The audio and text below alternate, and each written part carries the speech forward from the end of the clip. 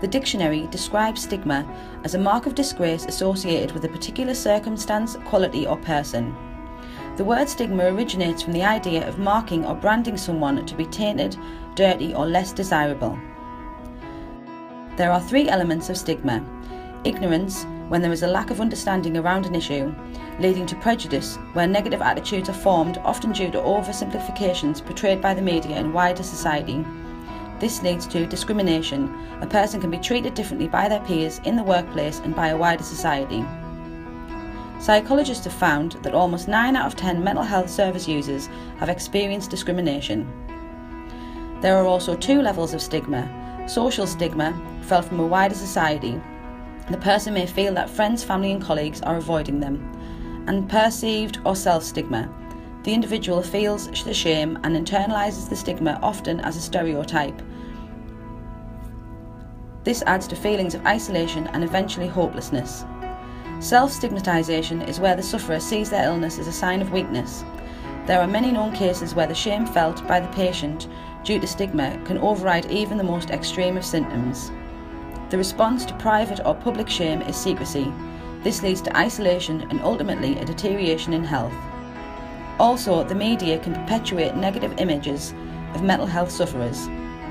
Philo in 1996 measured violence as a central element in television representations in 66% of items about mental illness. This could score some way to understanding a statistic that 70% of people believe people with schizophrenia are violent and unpredictable.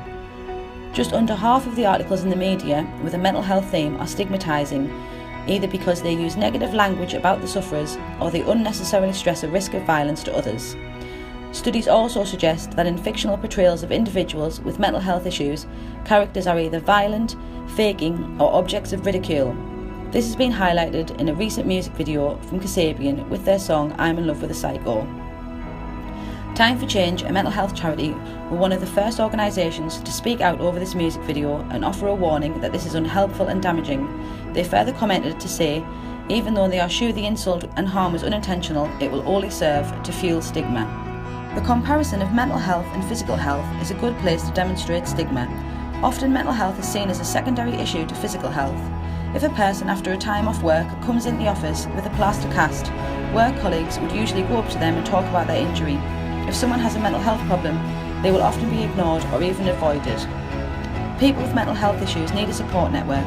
It has been shown in studies that there are poorer outcomes for patients when their social networks are reduced. 1 in 4 people will experience a mental health problem in their lifetime. This is 1 in 10 young people.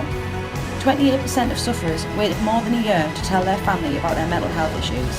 8.5% still suffer in silence. It could be said that wider perceptions of mentally ill people are not helped at Halloween time, when the public can buy fancy dress costumes of anorexia, a neat sedative, or escaped mental patient, and finish the look with a knife or deformed teeth. Stigma and labels attached to mental health sufferers are often hurtful and unhelpful.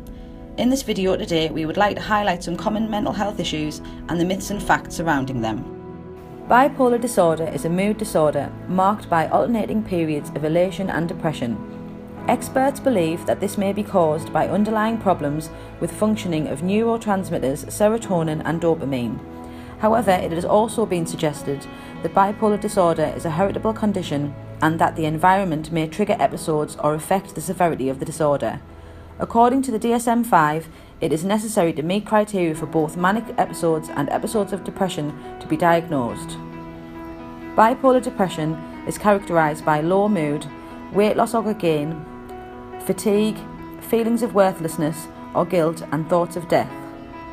Bipolar mania is characterised with inflated self-esteem, decreased need for sleep, racing thoughts, distractibility, and high involvement in activities with consequences, and sometimes may result in psychosis.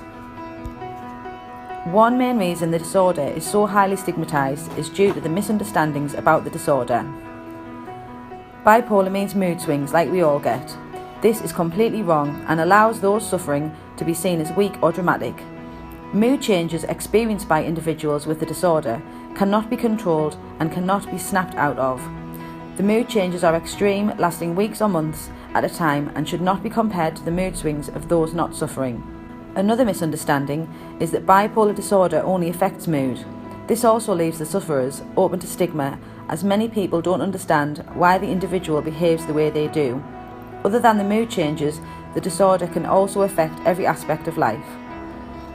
Research carried out into stigma and bipolar disorder found that the degree of stigmatisation is positively associated with the severity of the mental disorder. This shows how negatively stigmatisation affects those suffering. 3 main factors which affect functioning in bipolar disorder are depression, support, and internalised stigma. Internalised stigma being the most prominent predictor. It was then suggested that interventions which oppose stigma will positively affect functioning in those suffering. Anxiety disorders are a class of mental disorders that share features of excessive fear and anxiety. Fear is the emotional response to real or perceived imminent threat. It is associated with thoughts of immediate danger and escape behaviours. Anxiety is an emotional state experienced in anticipation of potential future threat. It is associated with muscle tension and vigilance in preparation for future danger and cautious or avoidance behaviours. Anxiety disorders are some of the most common mental health problems, affecting 16% of people in the UK. People with anxiety disorders can be misunderstood, and this can cause stigma and discrimination. Generalised anxiety disorder, or GAD, is a specific type of anxiety disorder, and it is a psychiatric condition characterised by persistent uncontrollable worry. The anxiety experienced by people with GAD is commonly accompanied by a variety of physical symptoms and by patterns of thinking that tend to worsen the worry. There is no specific test to diagnose generalised anxiety disorder. Doctors may conduct a physical examination and order blood tests to exclude other possible causes. Diagnosis is based on both psychological and physical symptoms. According to the DSM-5, someone has GAD if he has had a difficult to control excessive worry for at least 6 months and experienced at least 3 of the following 6 symptoms: restlessness or edginess, becoming easily fatigued, difficulty concentrating or feeling as if your mind has gone blank, irritability, muscle tension, and sleep issues. Many individuals with GAD also experience symptoms such as sweating, nausea, or diarrhea. Stigma can lead people to reject or exclude others. People who suffer from GAD sometimes think that if they reveal struggles to friends or seek professional help, they will suffer serious social or professional problems. Most people with anxiety disorder do not seek treatment, and according to findings of research, over 80% of those with social anxiety disorder receive no treatment. One factor that interferes with seeking treatment for mental disorders is the perceived stigma and family shame attached to having a mental disorder. One of the biggest misconceptions concerning mental health problems and anxiety disorders is that mental health issues are very rare. This is wrong. 1 in 4 people will experience a mental health problem in their lives. One other common misconception about people who suffer from anxiety disorders is that they are just worrywarts or neurotic, and that there is nothing that can really make any difference. This is wrong. Therapy can help them reduce worry and suffering and learn a different relationship with their own thoughts, regardless of their treatment and how long neurotic habits have been in their life. Currently in society, there is a big problem with the stigmatisation surrounding anorexia nervosa. As defined by the Diagnostic Statistical Manual for Mental Health Edition 5, anorexia nervosa can be characterised in 3 different ways. Some of the factors listed on the diagnostic criteria include significantly low body weight, intense fear of gaining weight or becoming fat, and disturbance in the way in which one's body weight or shape is experienced. Within the constant stigmatisation from the media and generally individuals who don't understand the condition, we are exposed to multiple myths and misconceptions which need to be corrected.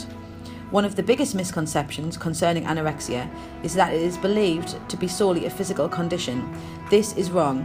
Anorexia, among other eating disorders, can have a devastating effect mentally on patients as well as physically.